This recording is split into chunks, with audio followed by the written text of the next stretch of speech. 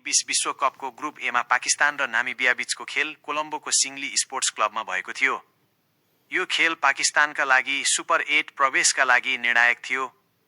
पाकिस्तानका कप्तान सलमान अघाले टस जितेर पहिले ब्याटिङ गर्ने निर्णय गरे।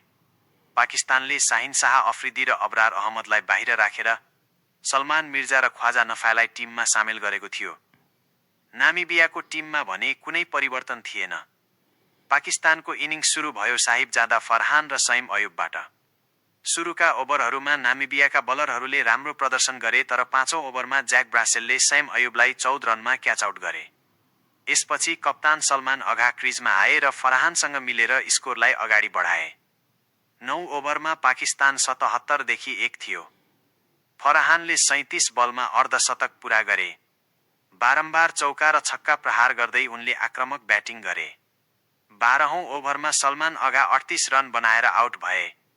त्यसपछि ख्वाजा नफाए आए, तर उनी 5 रनमा क्याच एन्ड बोल्ड भए। शादाब खानले फरहानसँग मिलेर इनिङ्सलाई तीव्र गतिमा बढाए।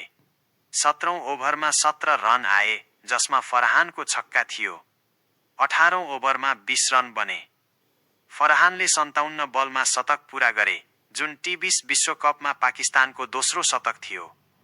पाकिस्तानले 20 ओभरमा 179 देखि 3 को स्कोर बनायो। फरहान 100 स्टार, 58 बल, 11 चौका, 4 छक्का, शादाब 36, 22 बल। नामिबियाका बलरहरूमा गेरहार्ड इरास्मसले 1 विकेट लिए।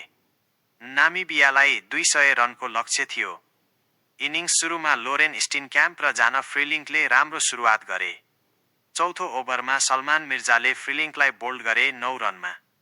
5औं ओभरमा लोफ्टी इटन रन आउट भए 5 रनमा। 6औं ओभरमा मोहम्मद नवाजले स्टिनक्याम्पलाई 23 रनमा क्याच आउट गरे। 8औं ओभरमा शादाब खानले कप्तान गेरहार्ड इरास्मसलाई विकेटकिपरमा क्याच गराए। 12औं ओभरमा अलेक्जेन्डर भोल्सेङ्कलाई शादाबले स्टम्पिङ गरे 20 रनमा। तेस्रो ओभरमा उस्मान तारिक आए र नामिबियाको विकेट झार्न थाले। उनले रुबेन ट्रम्पेलम्यानलाई बोल्ड गरे 0 रनमा। त्यसपछि जेजे स्मिथलाई मिड विकेटमा क्याच गराए। 17औं ओभरमा बर्नार्ड स्टोर्जलाई बोल्ड गरे र अन्तिम विकेट विलियम माइबर्गलाई एजमा विकेटकिपरमा क्याच गराए। नामिबिया 17.3 ओभरमा 97 रनमा अल आउट भयो। उस्मान तारिकले 4 विकेट लिए, शादाब खानले 2, नवाज र मिर्जाले 1 देखि 1 विकेट। पाकिस्तानले 102 रनले जित हासिल गरेर सुपर 8 मा प्रवेश गर्यो। फरहानको शतक र तारिकको बलिङ मुख्य रहे। यो पाकिस्तानको टी20 विश्वकपमा सबैभन्दा ठूलो जित थियो। नामिबियाले राम्रो सुरुवात गरे पनि स्पिन आक्रमण सामु टिक्न सकेन। यस जितले पाकिस्तानको अभियानलाई नयाँ ऊर्जा दियो।